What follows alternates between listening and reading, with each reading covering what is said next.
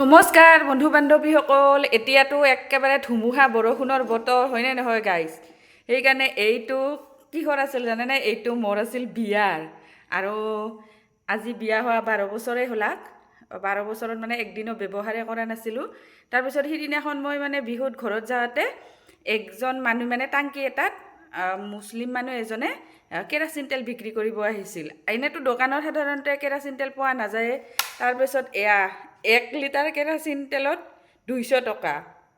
তাৰপিছত মই 2 লিটাৰ কেৰাচিন তেল ৰাখিছোঁ তাৰপিছত মাই 1 লিটাৰ ৰাখিছে যিহেতু মানে আমাৰ ইনভাৰ্টাৰ আছে ইনভাৰ্টাৰ থাকিলে কি হ'ব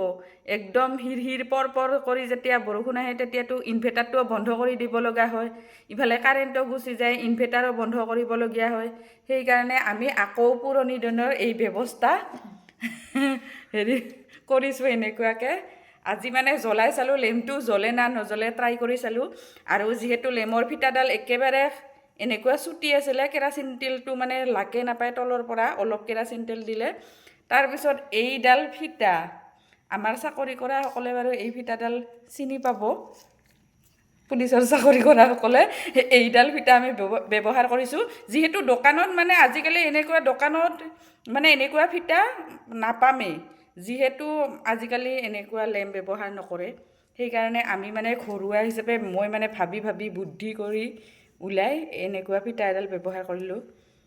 আৰু কেনেকুৱা লাগিছে গাইজ জনাব ইমান কম পোহৰতে আমি কিতাপ পঢ়িছিলোঁ কিমান কম পোহৰ লেমৰ পোহৰত তোমাৰ মুখনি এটা যে গান আছে আৰু এয়া হ'ল কেৰাচিন তেল কিনে ডুপ্লিকেট কিজানি না চাচোন কিবা কেনেহেন গোটা হৈছে নহয় আৰু হেৰি কিবা হেৰি ভেকুলী কণী পাৰা আহে না আৰু নহয় আগৰ কেৰাচিন মাকা আগৰ দিনৰ কেৰাচিন তেল নীলা একদম নীলা আছিল আজিকালি কিবা পাই নাহেন পানী হেন দেখি তথাপিও মানে জ্বলছে আৰু আমাৰ লেম্পটো না লেম্পটো কিন্তু নতুনে আছে